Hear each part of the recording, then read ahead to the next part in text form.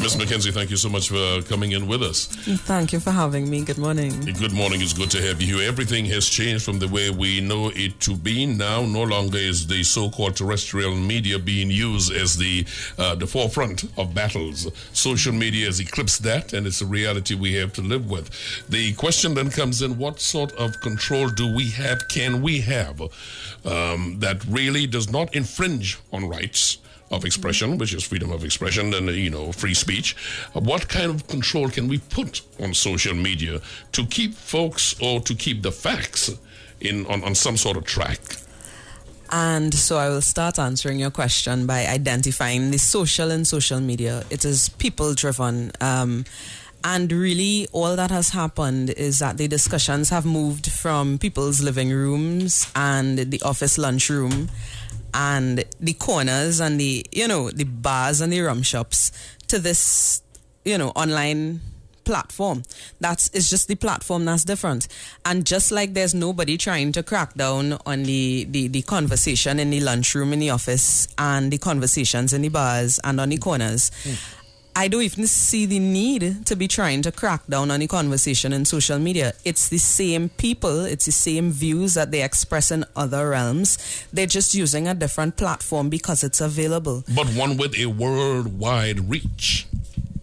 One with a worldwide reach. I mean, that's exactly what they have now is against the bars, as you said. Given. And my thing is, but anyone who puts anything onto that platform is very aware of the reach and is obviously, one would assume, prepared to stand behind it, which is why I always find it so funny when people apologize afterwards, they're so sorry, as if their life changed and a light shone down from heaven.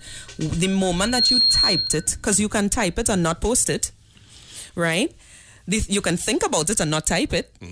You can have a conversation in private, as you say, because it's not for the world to see. From the minute you click that little blue post or tweet or, whatever it is, you have made a conscious decision to put something on a platform where it is, even if your settings are arguably private, and we know nothing is private, even on your computer, right? So forget internet. Even when you delete it. Yes, because there are programs that can recover data you deleted on your computer. Indeed. Right? It's something I tell young people all the time. Be careful what messages you're sending. Be careful what you're storing on your computer even.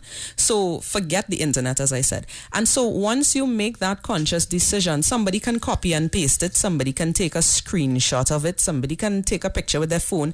It's no longer your property, quote unquote. Yeah?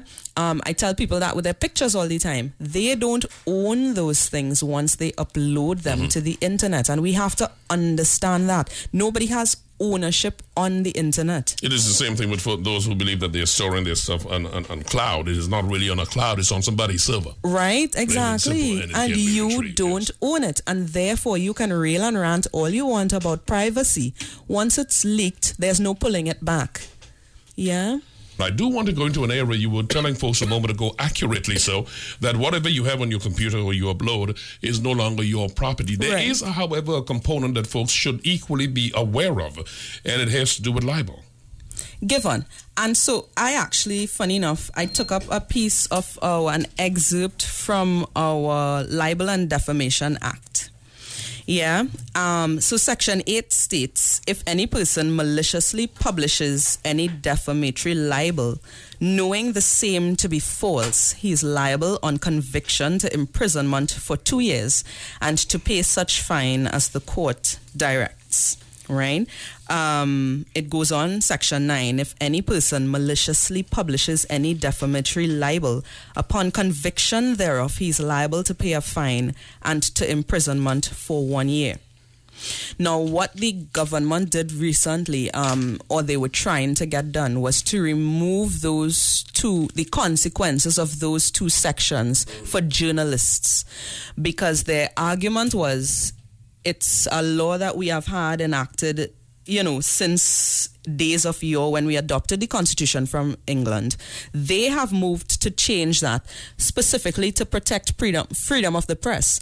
And so we should follow suit, because that way journalists don't feel as if they should not publish something that may be inaccurate, or my thing though is that the crux of the matter is the false, right? If it's something that is true, you may not like it. It may bring your reputation into disrepute. But once there's truth in it, I don't see the problem with the publishing. My thing is the false, and as it says here, maliciously attacking someone.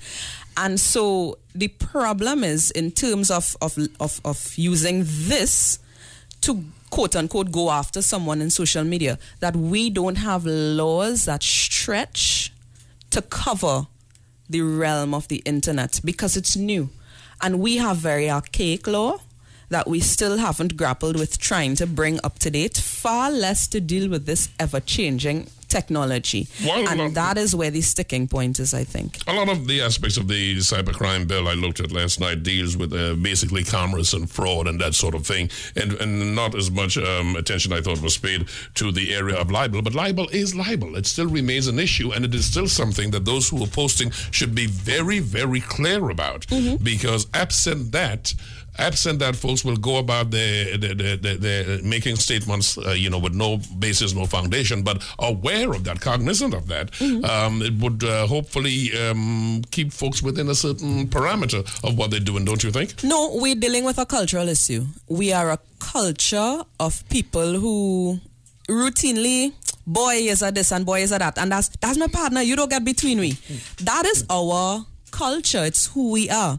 And when you understand that, and that's your base point, you understand why we have, and I will tie it back again because you tried to separate it just now. What is the difference between somebody standing in Parliament and doing it and what everybody else does on their social media pages every day? In Parliament, they have privilege. Well, so it gets worse. Exactly. Right?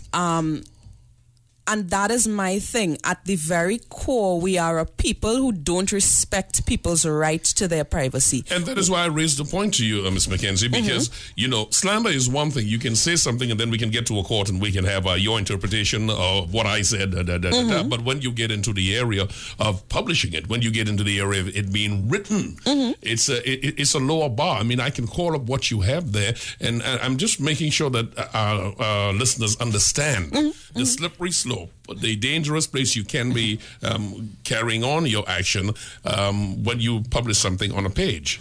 And again, anybody, I said it earlier, anybody who clicks that little blue button that says post or tweet is obviously very cognizant and is making a choice to put something out there. Because for us it's entertainment, and that's my thing. At the end of the day, the Parliament channel has become entertainment for most people, and and everybody's nodding. It's scary. Unfortunately, it is scary, but that is what it is. And so the newest bacchanal, and I will keep saying it, it's a cultural issue. We see everything as entertainment. And where do we draw that line? And until we start reculturing ourselves and re-socializing ourselves to understand that people have a right to their privacy, people have a right to hold their head up and to some decency and to expect decency from their fellow citizens, until we re-socialize ourselves to understand and embrace those things, we are going to continue to see this nasty folks that we're dealing with. Folks like yourself are the ones we're looking for to make it clear to people, and that's why I hook strongly on that whole libel issue, because I understand what you're saying. It's a culture thing, but it will change. I mean, in Grenada, they just arrested a teacher. It's a Vincent, thank you very much, for putting up something up there that was crass at best. Some will argue the words she used were just expressive.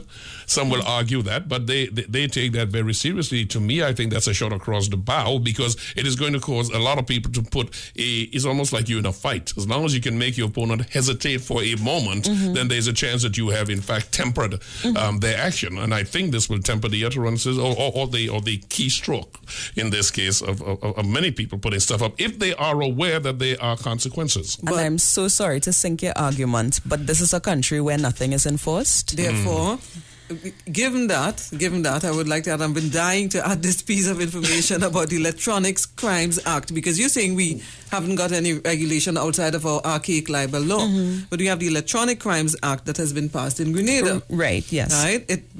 Similar legislation has been enforced in St. Vincent, but I don't know that it's been yet enforced in Grenada. And the Act covers information that is grossly offensive or that is known to be false but is reproduced in order to cause annoyance, insult, and ill will, among others. And there's also electronic stalking, defined as intimidating, coercing, or annoying another person using an electronic system. And it is prohibited, and offenders risking 3 years behind bars and a fine of 37,000 EC dollars. Do we need to go there?